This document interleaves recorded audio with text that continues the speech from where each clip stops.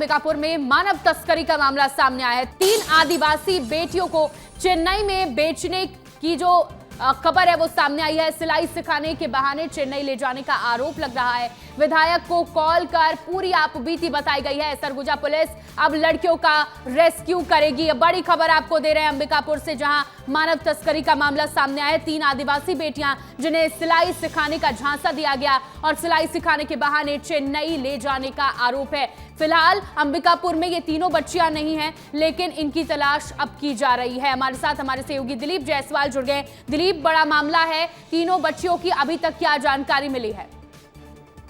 देखिए, बहुत बड़ा मामला है क्योंकि आदिवासी बेटियां हैं, उसके बाद अलावा सामान्य वर्ग की भी लड़कियां हैं इसमें।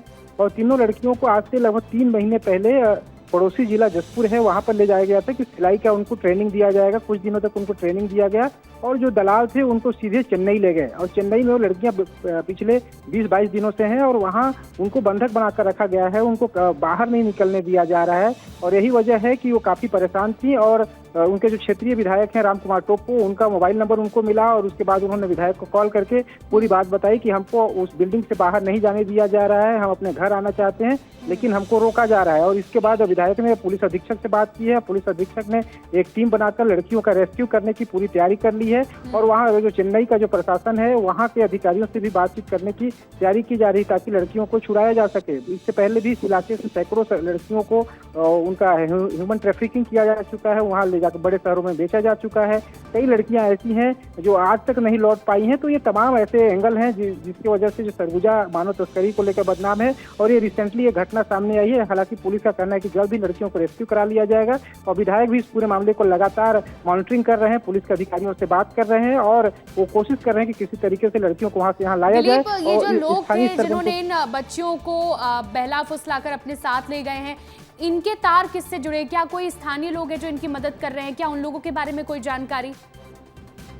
ये देखिए, जो लोग हैं स्थानीय लोग हैं और ये ऐसे लोग हैं जो लंबे समय से प्लेसमेंट एजेंसियों में लड़कियों को काम दिलाने के झांसा देकर बड़े महानगरों में ले जाते हैं और वहां पर उनको कॉन्ट्रैक्ट बेस पर बेच देते हैं। कॉन्ट्रैक्ट बेस पर बेचने के बाद कई सालों तक लड़कियां वहां पे रहती हैं। उसके बाद धीरे धीरे उनको अलग अलग देह व्यापार और अलग अलग ऐसे धंधे में धकेल दिया जाता है। उसके बाद फिर लड़कियां वहां से निकल नहीं पाती हैं। तो सबसे पहले इनको रोजगार का झांसा दिया जाता है स्थानीय लोगों के द्वारा और जो इनके एजेंट हैं प्रति लड़कियों पर कमीशन फिक्स होता है कि 5,000, 10,000, 50,000 रुपए जितने दिनों तक के लिए लड़कियों को कॉन्ट्रैक्ट में बेचते हैं उतना मोटा कमीशन इनको मिलता है। और यही वजह है कि जो एजेंट है मानव तस्करी करने वाले वो लंबे समय से एक्टिव हैं, सक्रिय हैं। पुलिस उनकी गिरफ्तारी भी करती है लेकिन वो जैसे ही कोर्ट से बाहर आते हैं, जेल से बाहर आते हैं, फिर से अपने धंधे में लग जाते हैं। तो इसी तरीके से लगातार ये सिलसिला चल रहा है और पुलिस लगातार कार्रवाई भी कर रही है।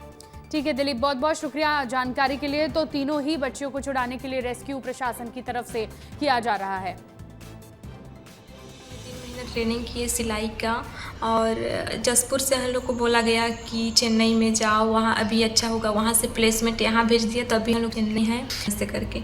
जब अब हम लोग को घर जाना है तो नहीं जाने दे रहे हैं और जब यहाँ हम लोग छुट्टी मांग रहे हैं तो बोल रहे हैं कि एक लड़की में 10,000 दो और चले जाओ।